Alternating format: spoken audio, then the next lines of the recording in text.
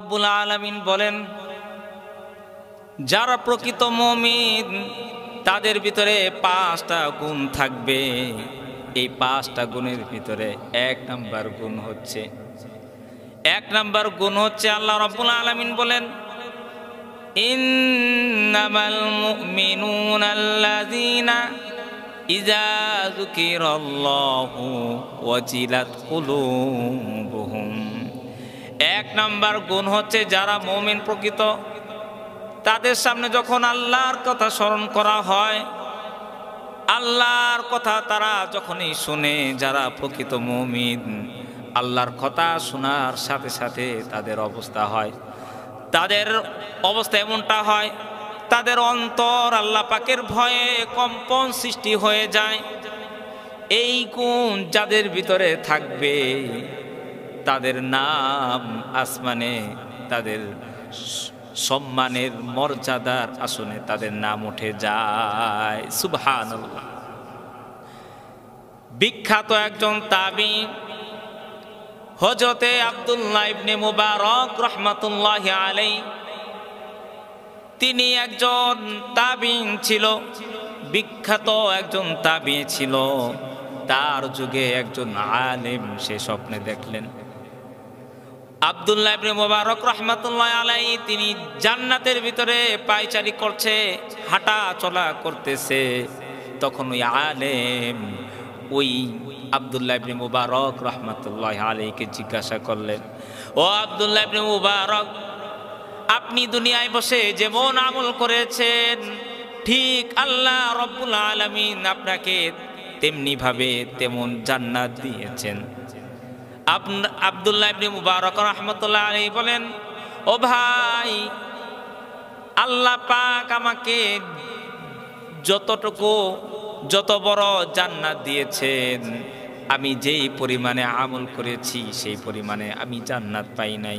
তার কারণ হচ্ছে আমার প্রতিবেশী, আমার ঘরের সামনে একজন কামার, সে একজন কামার ছিল।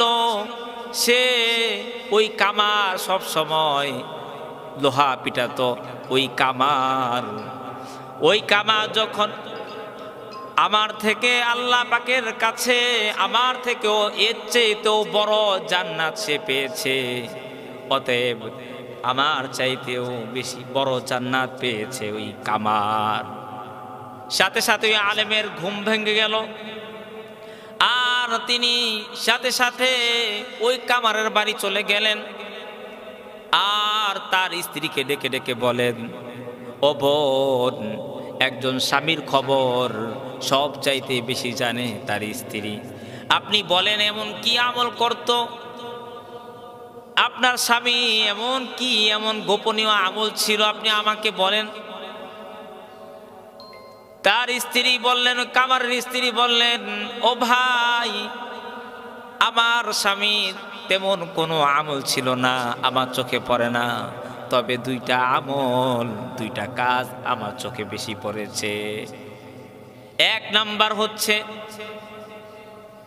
ও ভাই, এক নাম্বার হচ্ছে তার ভিতরে আল্লাহ পাকের ইবাদত করার জন্য তামান্না ছিল, কিন্তু আমার স্বামী কামার হওয়ার কারণে, দিনের বেলা রৌদ্র থাকার কারণে আমার স্বামী দিনের বেলা কামারের কাজ করতে কষ্ট হতো, তাই তিনি রাতের বেলা তিনি কামারের কাজ করতেন।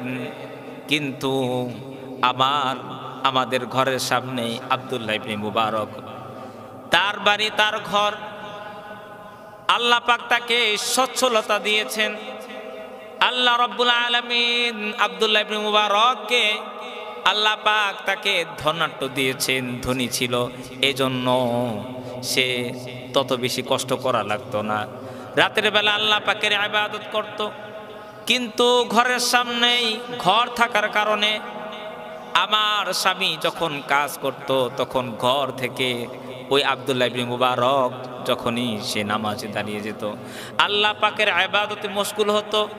আমার স্বামী সেটা লক্ষ্য করত, অবলোকন করত, আর বলতো, ও মালিক, তোমার কেমন নীলা খেলা, তুমি কাউকে ধনাঢ্য দিয়েছো, কাউকে সচ্ছলতা দিয়েছো, আবার কাউকে অসচ্ছলতা দিয়েছো, কাউকে ধনী বানিয়েছো, কাউকে গরিব বানিয়েছো।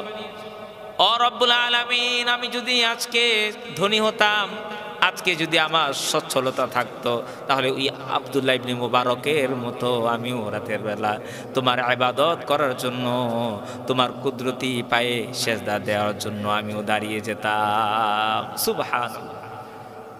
আব্দুল্লাহ ইবনে মুবারক রাহমাতুল্লাহ আলাইহি তিনি যেভাবে প্রত্যেক দিন রাতের বেলা তিনি নামাজ আদায় করতেন, রব্বুল আলামিন ঠিক তেমনি ভাবে আমিও করতাম। কিন্তু আজকে কামার হওয়ার কারণে, আমার সংসার চালানোর কারণে আমার রাতের বেলা কাজ করতে হয়। আমি স্ত্রী বললেন যে আমার স্বামীর ভিতরে এক নাম্বার এই গুণটা দেখেছি, সদা সর্বদা আল্লাহ পাকের ইবাদত করার জন্য তিনি মশগুল থাকতেন, আর আশা আকাঙ্ক্ষা করতেন সুযোগ পেলে তিনি আল্লাহ পাকের ইবাদত কাটিয়ে দিতেন।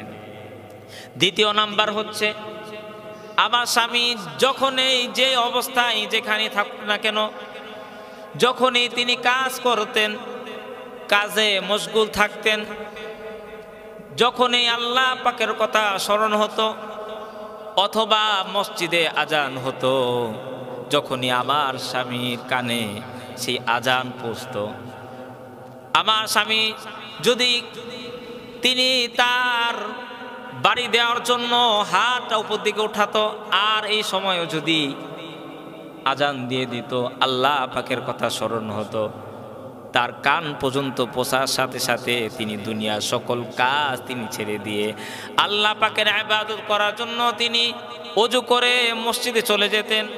তিনি ওযু করে আল্লাহ পাকের ইবাদতে মশগুল হয়ে যেতেন, দুনিয়ার কোনো কাজ করতেন না।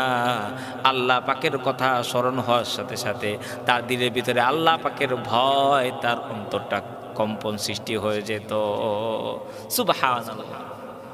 এজন্য আল্লাহ পাক বলেছেন, ইন্নামাল মুমিনুনা আল্লাযীনা ইযা যুকিরাল্লাহু ওয়াজিলাত কুলুবুহুম, যারা প্রকৃত মুমিন, প্রকৃত মুমিনের 5টা গুণের ভিতরে 1 নাম্বার গুণ হচ্ছে যাদের ভিতরে আল্লাহ পাকের কথা স্মরণ হওয়ার সাথে সাথে যাদের অন্তরটা আল্লাহ পাকের ভয়ে কম্পন সৃষ্টি হয়ে যায়।